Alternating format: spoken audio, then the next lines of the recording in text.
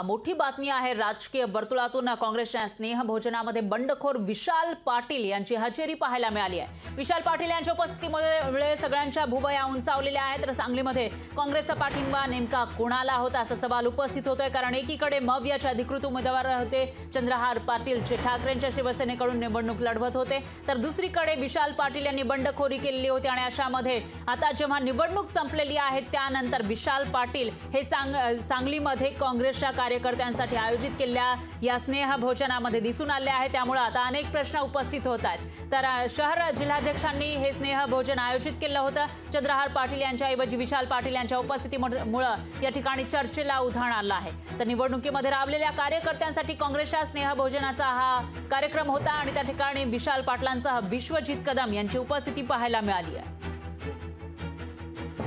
सर्वच काँग्रेसचे कार्यकर्ते डॉक्टर विश्वजित कदम यांच्या नेतृत्वाखाली एकत्र आलेलो एकसंघपणे आम्ही या सर्व पुढच्या निवडणुकीला सामोरं जाणार असल्यामुळं एक नेते म्हणून विश्वजित कदम असतील, विशाल पाटील हे आजही प्रदेश काँग्रेसचे उपाध्यक्ष आहेत, त्यांचे विश्वजित कदमांचे असतील, आमदार विक्रम सावंत ग्रामीण जिल्हा अध्यक्ष आहेत, जयश्रीताई पाटील असतील, आमचे सर्वांचेच एक वेगळे ऋणानुबंध असल्यामुळं त्या ठिकाणी एकत्र येऊन आम्ही स्नेहभोजन केलेलं होतं आणि कार्यकर्ते आहे त्यामुळे विचार झाले, मोठा उत्साह त्या ठिकाणी होता। दुसरं कोणतंही कारण नाही, कोणी याबद्दल दुसरा अर्थ काढू नये।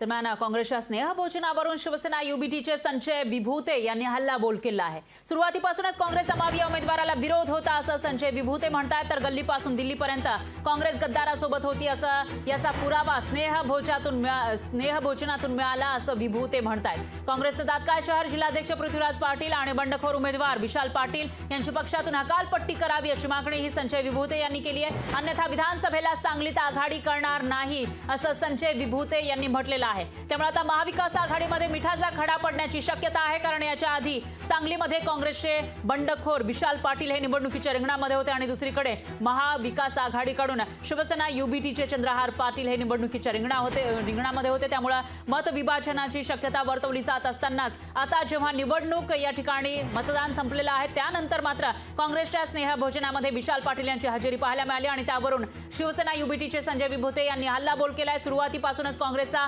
मविया उमेदवाराला विरोध होता असं संजय विभूते म्हणतात, तर गल्लीपासून ते दिल्लीपर्यंत काँग्रेस गद्दारासोबत होती याचा पुरावा स्नेहभोजनातून सापडलाय असं विभूते म्हणाले। काँग्रेसने तात्काळ शहर जिल्हाध्यक्ष पृथ्वीराज पाटील आणि बंडखोर उमेदवार विशाल पाटलांची पक्षातून हकालपट्टी करावी अशी मागणी ही विभूतेंनी केली आहे।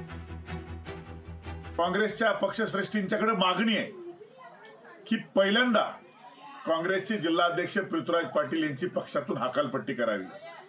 आपण विशाल पाटलांची हकालपट्टी केली नाही याचा अर्थ असा समजायचा का गल्लीपासून दिल्लीपर्यंतची सर्व काँग्रेस ही विशाल पाटलांच्या बरोबर उभी होती। महाराष्ट्रामध्ये सांगली जिल्ह्यामध्ये लोकसभेला अधिकृत गद्दारी केली आहे याचा पुरावा देत आहे।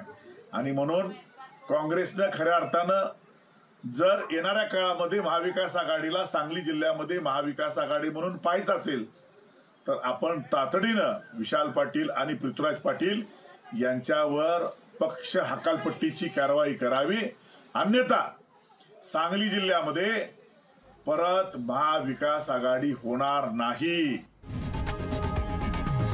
लोकशाही मराठी ऐका, पहा, जागरूक रहा।